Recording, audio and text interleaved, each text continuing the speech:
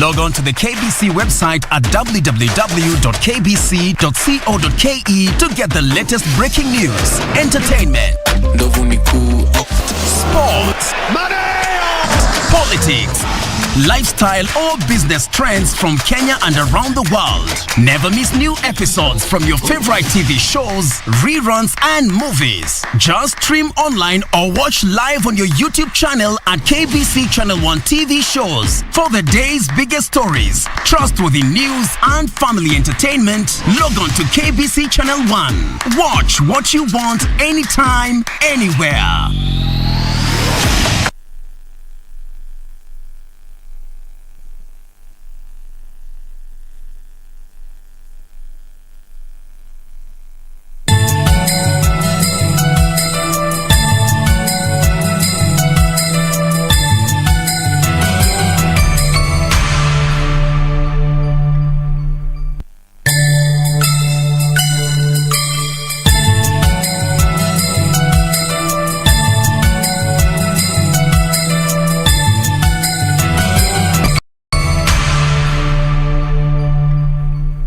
Ili kupata sikiza tune hii ya subira, bonyeza *811 *397 hash. Mwanangu, ujihunywewa ukiwa moto.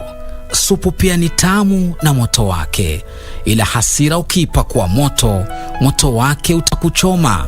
Hasira moto itachoma urafiki. Hasira moto itachoma kazi.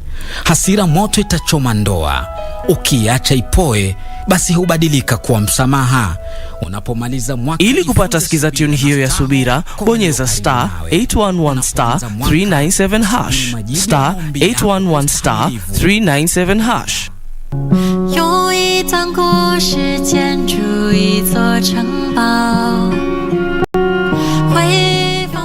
You said au revoir back? He still has my luggage. How could you say bye to him? Oh yeah, hey, it's no big deal. I really pity her, having to have you as mother. True. You shouldn't speak to Miss Chin like that. You even promised that if someday I could make rice that tasted just like what you could make, you'd do whatever I asked for. What's going on here?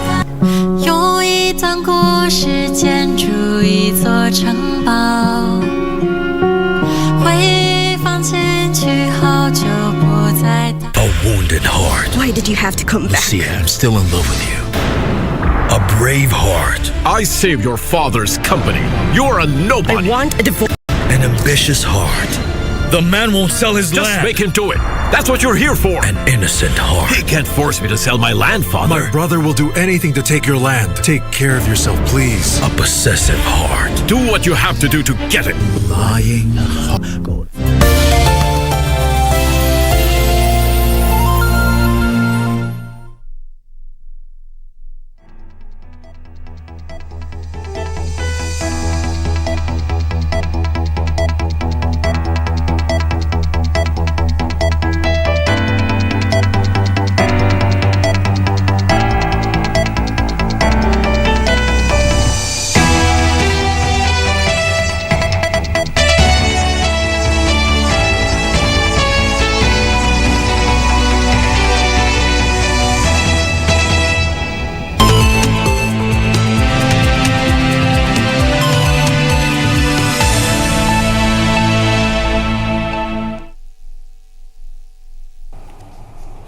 Indeed, a very good afternoon to you. It is 1 p.m. and we are live here at the Broadcasting House. We are also live on Facebook, on YouTube and on Twitter at KBC Channel 1. I am Nissy Imano. I am joined by Lensa Odinga as our sign language interpreter.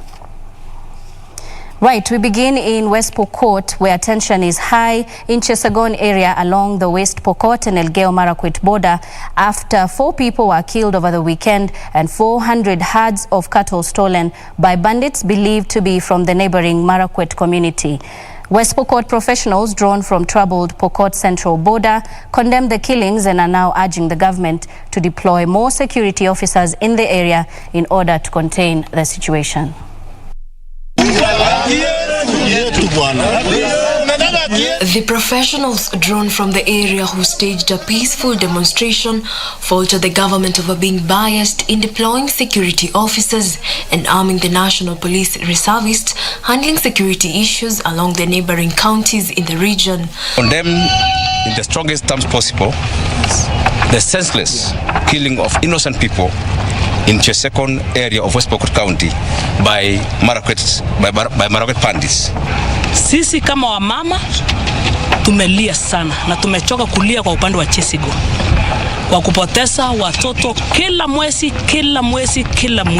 Tunasema ni maneno ambayo si mzuri kwetu na tunataka kusema hii ikue mwisho. Wakati tunataka kuenda mwaka vizuri, mambo mabaya inatendeka na ni mchana wasiwasi na inajulikana. Tunataka kuuliza wakamatwe, watiwe mbaroni, haki itendeke kwetu. The situation has caused a humanitarian crisis as people from Chepkogo and Cheptula locations have come to other areas considered safer, while schools in the area remain easy targets, with residents now fearing their children may not reopen for that term. These perennial attacks from Marakwet side has resulted to the closure of schools. School children will not be able to attend school, open school this term, which is tomorrow, is next term, that term. 9 schools in those areas has been affected for that term. Shule nafunguliwa saa hii, hakuna mtu ya Chesekon tasoma. Shule zote saa hii hakuna hiyo ipande ya border hakuna, kwa sababu hakuna security, hakuna polisi kwa pande yetu. The professionals led by Pius Lokoyel condemned the killings and are now calling upon the government to deploy more security officers in the area in order to contain security in the region. The government should come up with the urgent interventions to ensure safety of school-going children. We are therefore urging the government to ensure prompt intervention. Watu ya Chesekon jinsi wanaumia, tafadhali saidia sisi police post. Wekea sisi police post Chesekon, wekea sisi Sewere, wekea sisi Sapulmoi, wekea sisi Sokoto. Saidia sisi ndio tukae kidogo na amani. Those killed are a teacher, a Form 3 student, a Standard 8 pupil, and a 17-year-old man. One person who was injured is recuperating at the Kapenguria County Referral Hospital. Jacqueline Masharia for Lunchtime News. In Kakamega, police in Kakamega County are investigating an incident where a woman is said to have set herself ablaze together with her 3 children in Lugari B sub-county. 29-year-old Helen Vuyanzi is said to have caused the fire after a disagreement with her husband over alleged infidelity.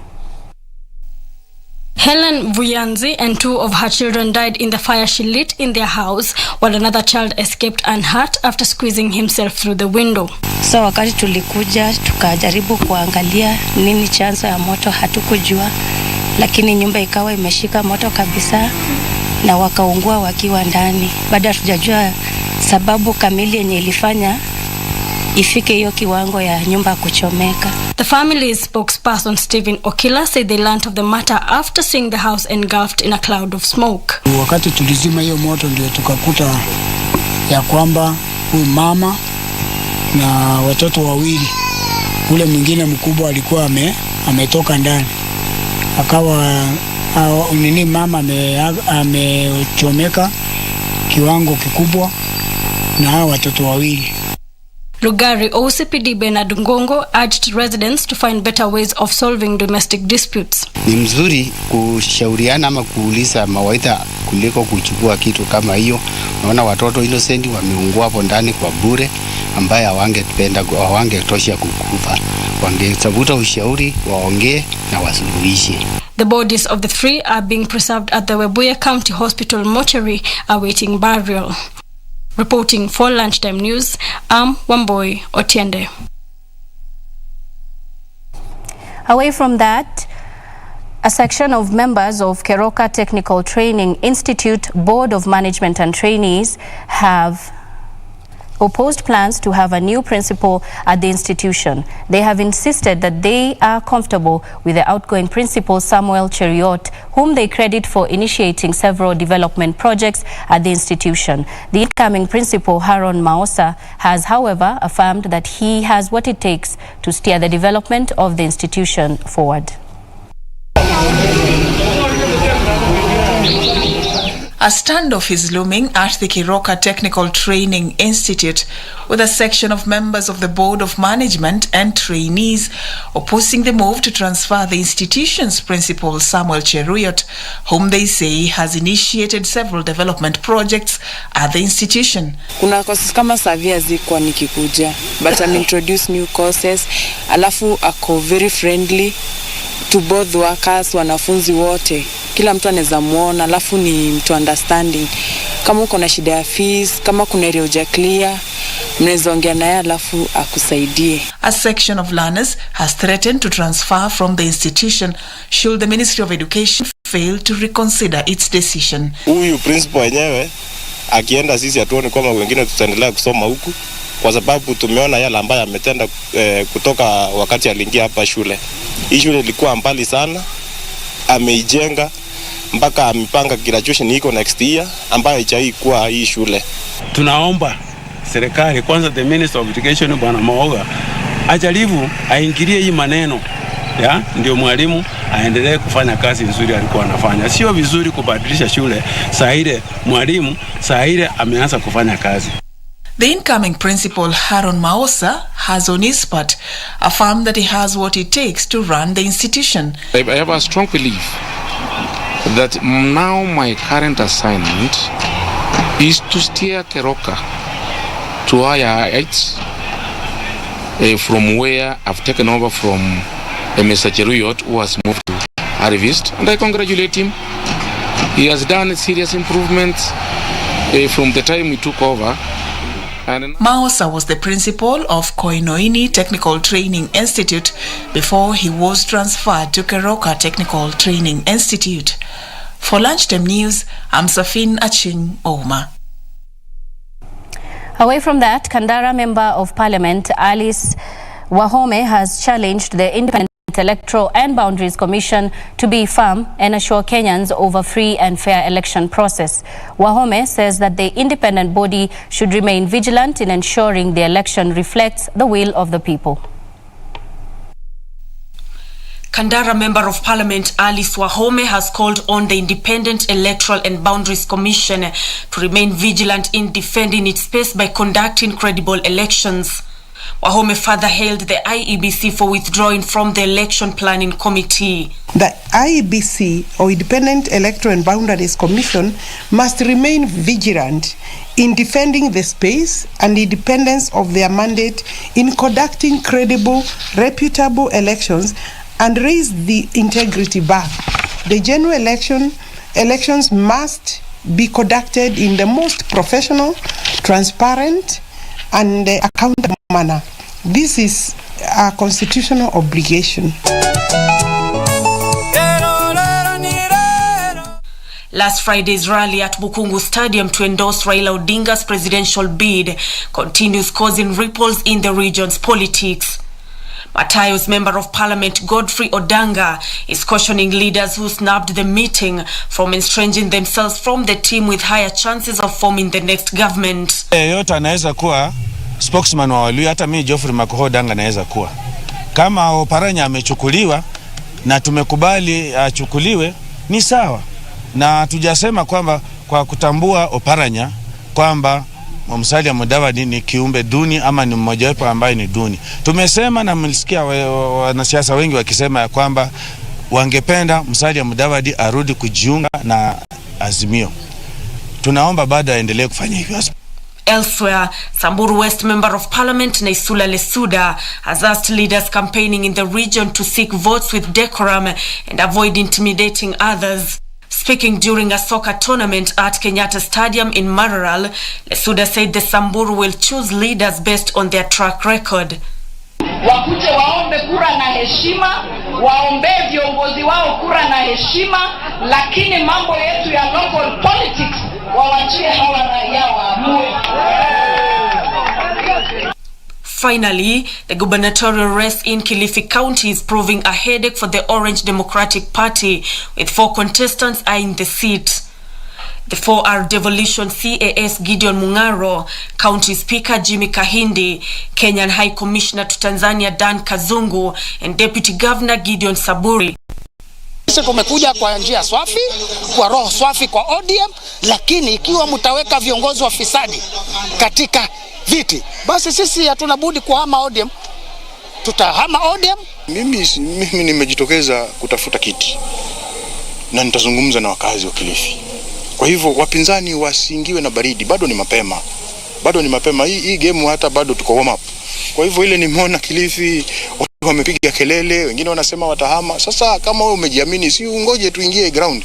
Kwa hivyo ukisikia mtu analialia, mwambie asajili wanachama, tutahakikisha kwamba mchujo utakuwa mzuri zaidi, na kama unashia tutarejelea hata kama ni mara 4 ili tupate yule ambaye ni bora. Lakini kabla mchujo tutaita wale wagombezi tukae nao, tuulize watueleze kulingana na nguvu yao na kulingana vile wanawasikia wafuasi wao. Kama mtu anataka kuendelea aendelee. Mambo ya kura ndani ya ODM tutayafanya kidemokrasia. Ikifika wakati wa nomination, kila mtu atapewa nafasi. Hakuna atakayekwenda bila kupingwa. Nissy Okwari, Lunchtime News. The decision by Isiolo Somali Council of Elders to subject aspirants vying for MCA position in Burat and Bulapesa wards to a vetting process and emerge with 1 candidate per ward has resulted to a huge rift in the community, with elders from the Harti, Ajuran, Dogodia and Murule clans withdrawing their membership from the Council of Elders, citing massive irregularities in the vetting process. Leaders of the 4 clans accused the chairperson and secretary general of the umbrella Somali Council of Elders of favoritism and graft in the vetting and nomination process that came up with a candidate for both Bulapesa and Burat wards. They distanced themselves from the decisions and vowed to field candidates they believe are more suitable.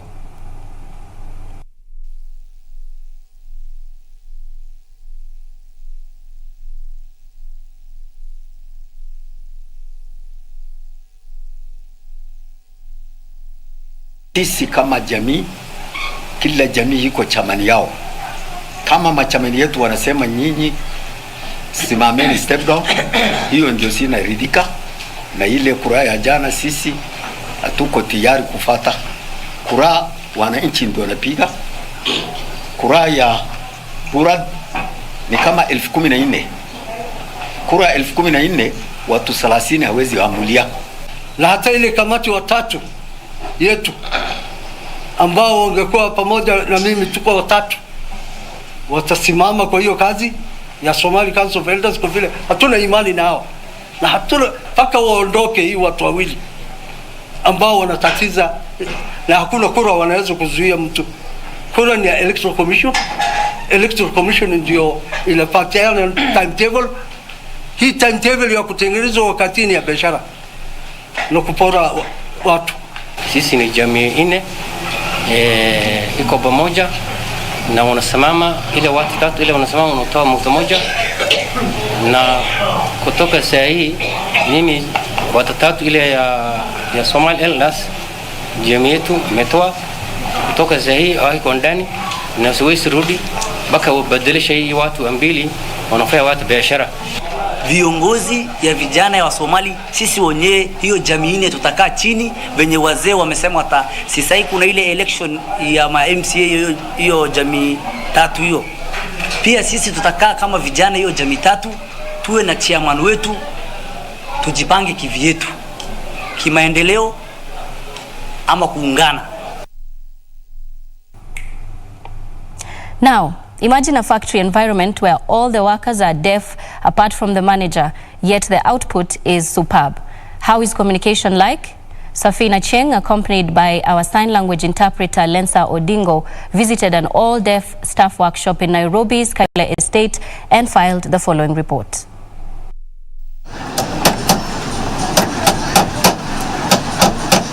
It is a busy afternoon at this workshop located off Spine Road in Kayole Estate in Nairobi. Men at work. Everything here is done in silence, save for the sound of the tools as the workers skillfully put these pieces of furniture together. A silent workshop that is now a safe haven for an all-deaf staff. To making queries and requests, from taking orders and instructions. It is all done in sign language. Francis Maina has been working here for more than 1 year, and his life, he says, has taken a different turn. Before, my life had a lot of challenges. Working with the deaf group, but when I saw there was no benefit, then Corona came and enslaved us. So I decided to move and come here, and then to see how I work here. Then the boss here taught me how to nail and how to paint. Then I started working. When I saw and I continued well, I saw the benefits, so my life changed. Sentiments echoed by Geoffrey Odhiambo, who despite being deaf, has unmatched skills in painting and carpentry. I can have my own money, I can save some, and then I can control how I spend. Yes, I can save some. I know how to budget. Yes, I control things about my life. Francis and Geoffrey are part of the 6 deaf staff employed at this workshop. Their boss, Anthony Maugui, is not deaf, hence the curiosity. What prompted him to settle for an all-deaf staff? Nimekuwa na vijana wengi sana wenye nilikuwa nimewafunza kazi. Ile hali ya kufunzana na vijana kazi, vijana wakaanza kutoka na kuanza kupiga hii kazi vita.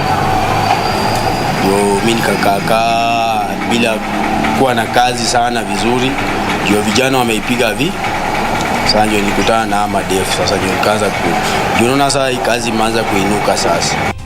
Despite the positive business prospects, Anthony admits that his main challenge was how to communicate with his staff, and they had to urgently become innovative. Wakati wa kwanza ilikuwa ngumu kidogo kuelewana nao, lakini sasa ile hali kuzoeana nao, wenyewe sasa wakaanza kunifunza vitu zenye wanataka vile zinaitwa. Kama rangi, wananionyesha inakorogwa hivi ndio rangi. Ile ya kuchanganya wanaiita hivi. Anafanya hivi unajua ni hiyo. Wakitaka rangi wanakuambia hii. Wakitaka kala ya grey wanakufanyia hivi. Wakitaka ile ya red wanafanyia ulimi. The boss is here. Our boss is hearing. Yes, we have a challenge of communication. Sometimes we want something and I don't know, I'm stuck or he's stuck. It forces him to write them to make our communication easy. So he tries at least to teach him some sign language. He can understand a little bit of sign language. The deaf also here, they help one another in our work. His decision has presented the much-needed golden opportunity for his employees who would otherwise be languishing in poverty, courtesy of the discriminations persons with disabilities face when seeking opportunities. Before, I tried working. I applied. I was called for an interview, but the boss said, wait. Yes, maybe next week we'll communicate. I waited, and then times passed. There was a challenge, or what is the problem? Then I decided to leave it. I would send messages, but there's no response. I said maybe they are ignoring me, or maybe they picked a hearing person to come and work. I don't know. So I gave up and I dropped it. Persons with disabilities experience significantly high rates of unemployment compared to the rest of the population, and when lucky, they get low-paying jobs.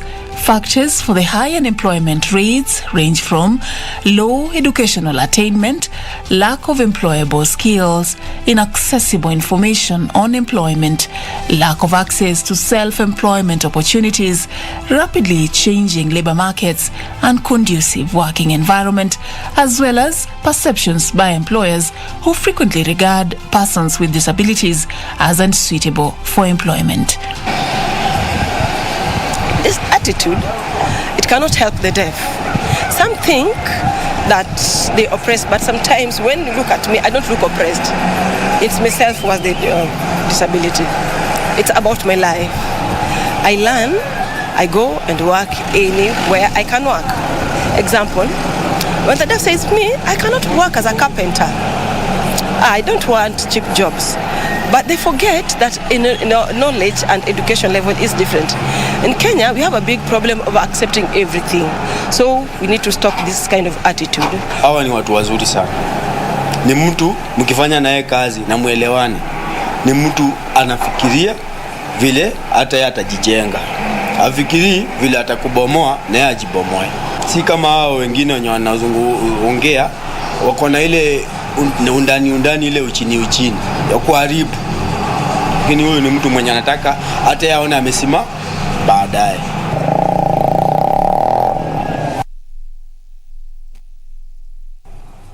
Quite the interesting story there by our reporter Safin Acheng, accompanied by our sign language interpreter Lensa Odingo. We now cross over to Lamu County, where 6 people have been killed following an attack by suspected Al-Shabaab militants at Wido village in Lamu County. According to Lamu County Commissioner Irungu Masharia, the suspected militants also torched several houses during the attack. One of the victims was shot dead, another was hacked to death, while 4 others were burnt to death in their houses. Police managed to recover 1 spent cartridge of special caliber from the scene. The bodies of the deceased were moved to Mpeketoni Sub-County Hospital morgue pending identification and autopsy. Investigations into the matter have commenced, but the motive of the attack is yet to be established.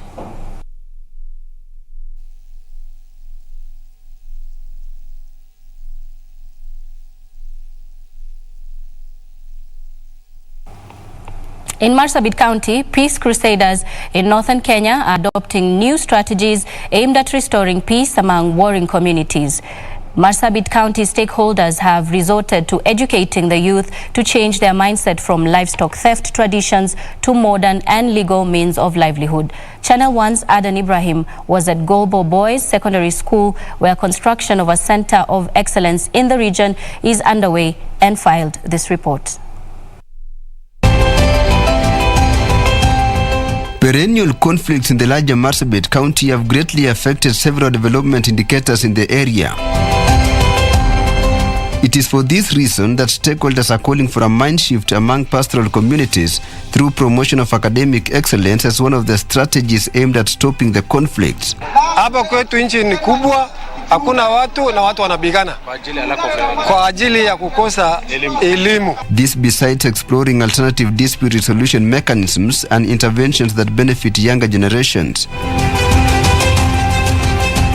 This gathering at Golbo in Moyale constituency would have ordinarily been deemed to be a conflict resolution meeting. But for 4 days, leaders and professionals brainstormed on different strategies to stem clan conflicts in the region. One of the main reasons why we want to build this school is to change the thinking of the community. And the only way to change the thinking of the community is to empower them through education. Education was seen as a key solution to fostering cohesion among the younger population. The many communities in the county, those who will wish to have decent education, will have an opportunity in this Golbo School of Excellence. Therefore, the communities will intermingle. This was the groundbreaking ceremony for a center of excellence at Golbo Boys Secondary School in Moyale constituency, where youth from the 18 clans in Marsabit County will mingle as they shape their future. Hii shule sasa itasaidia kutoa hiyo mambo ya vita kwa bongo ya watoto.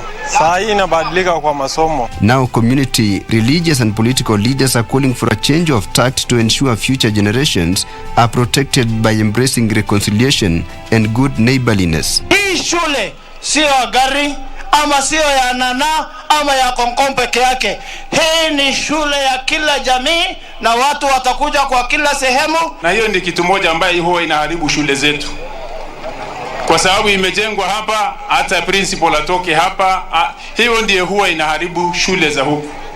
Tuhakikishe tuwe tunaweka nidhamu, tunaweka administration ambaye itaweza kuendesha shule, sio lazima ikuwe ni kijana anatoka hapa. The Center of Excellence will benefit youth from the larger northeastern region as part of ongoing efforts to have the younger generation take a leading role in changing the mindsets of their communities that are for long engaged in conflict. The contribution of this school to the people of Moyale or generally Marsabit County is going to be immense, especially in enhancing cohesion.